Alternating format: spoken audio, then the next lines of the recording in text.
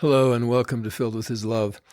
A few years ago, I wrote a book entitled Forgotten Saints, a pioneer story of those who lived and died without a trace. It's an account of a family who joined the church in New York, settled in Nauvoo with the saints, and then made their way west to the Salt Lake Valley. I'm going to share one chapter of the book with you today about Lester Russell and Jane Anderson, my great-great-grandparents, both of whom died on the plains, along with two of their three children. One of their sons, Valerian Russell, only 6 years old at the time that they came across the plains. He was the only one who survived the trek. This chapter is about Valerian's parents, Lester and Jane. Few details about their lives remain, so in this chapter I describe how I imagine Lester and Jane might have fallen in love in Nauvoo. The title of the chapter is Amour, the French word for love. Lester and Jane sat next to each other in their French class.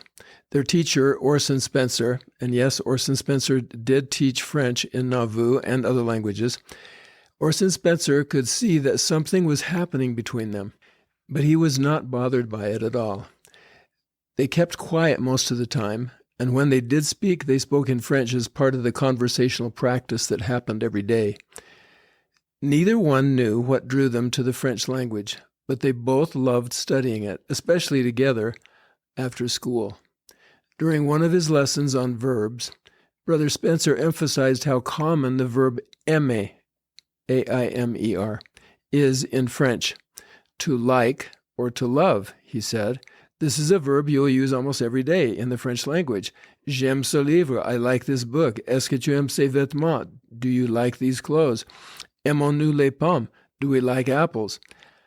Lester and Jane practiced saying these sentences with each other. Then Brother Spencer said something that caught their attention.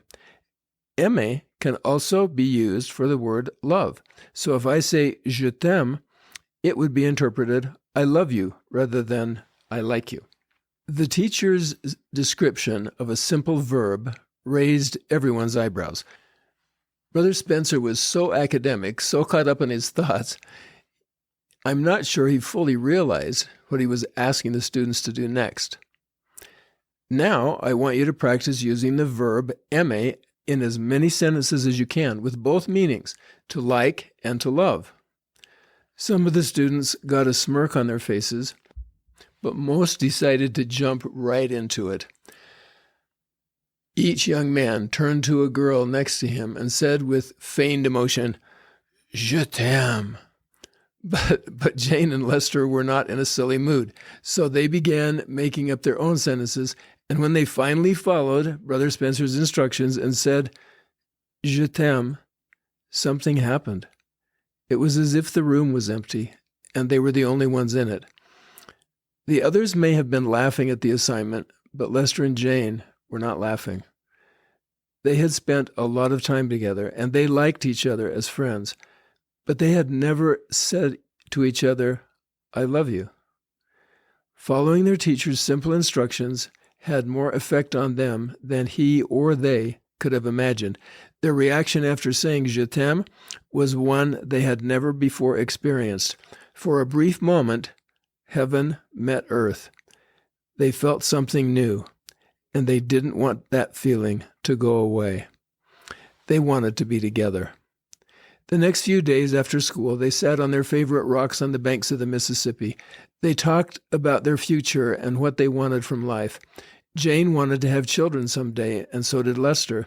They wanted their children to grow up in the gospel, so to grow up in faith so that they could one day build a kingdom. One day, while sitting on the same rocks, Lester dug down in the front pocket of his dungarees and pulled out a ring. I carved this for you from some special wood that my brother Isaac brought down from Wisconsin, Lester said. He then began to slip it on her finger slowly as he said, I want you to be my wife. Even though Jane was expecting it, her heart nearly stopped. She got a little short of breath and then finally said, That's good, Lester Russell, because I want you to be my husband. He asked her to look at the inside of the ring. When she held the ring in the sunlight, she could see that Lester had engraved the phrase, Je t'aime, on the inside. Lester then pulled out another ring like the one he had placed on Jane's finger and asked her to slide the ring onto his finger. The rings are the same because they mean the same thing, Lester said. They both have the same engravings inside. Then he said, Jane, oh my Jane, je t'aime. Grandpa Daniel and Harriet was Lester's stepmother, were thrilled to hear of Lester and Jane's engagement. They thought their union would happen sooner or later, but when it did, they were delighted. Grandpa Daniel offered to ask the prophet if he might be able to perform the marriage, and Joseph accepted. The ceremony was simple, but the spirit was beautiful. After the prophet had pronounced them husband and wife, Lester reached into his pocket and pulled out a necklace he had made for Jane. Pointing to each of the tiny polished wooden beads, he said, "These beads are held together by an unbreakable string. They're like the links that we have to each other, to our parents, and to our grandparents." Then, after a pause, he continued, "And someday, to our own children. The string that holds them all together is like God. The beads are attached to God like we are attached to each other. The closer we stay attached to God, the closer we will stay attached to each other." Everyone in the room was left breathless. They had never heard a man say anything like Lester said to Jane on that day. How had Lester conceived of something so beautiful, so true? Lester was not only a master carver, he was a unique soul. He had an uncommon mix of strength and tenderness. He could lift the heaviest loads onto any wagon, and yet he was able to shape a nondescript piece of wood into a work of art. Okay, so that's just an excerpt from chapter 10 in the book Forgotten Saints. And as I said, Valerian finally made it to Salt Lake without his parents. He was raised by his grandparents, Daniel and Harriet Russell.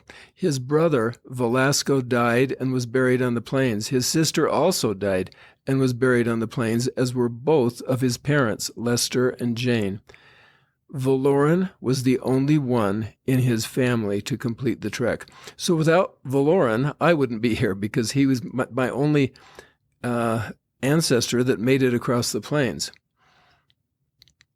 On July 25th of this year, my family and I, during a reunion, we planned to visit the place where Daniel and Harriet and Valerian settled, close to the mouth of Mill Creek Canyon in Salt Lake Valley. The home where my grandparents lived is still standing, and hopefully we'll be able to see it with all of our posterity. And not far from their home, nestled between Wasatch Boulevard and I-215, is a memorial to my ancestors, both the Russells and the Osgothorpes, who arrived in Salt Lake in 1848 and 1853.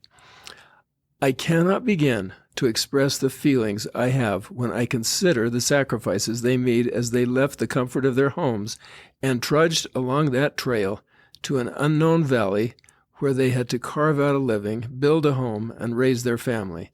Their courage, their faith, their stamina, their determination will always inspire me to want to do better and be better. I hope you have a happy 24th of July, wherever you might be. And whatever your ancestors might be, whoever they might be, I hope you will have time to reflect on those early pioneers, because whether or not we have heritage with those pioneers, we are all blessed by their faithfulness and their courage and their stamina. I wish you a very happy holiday, and see you next time.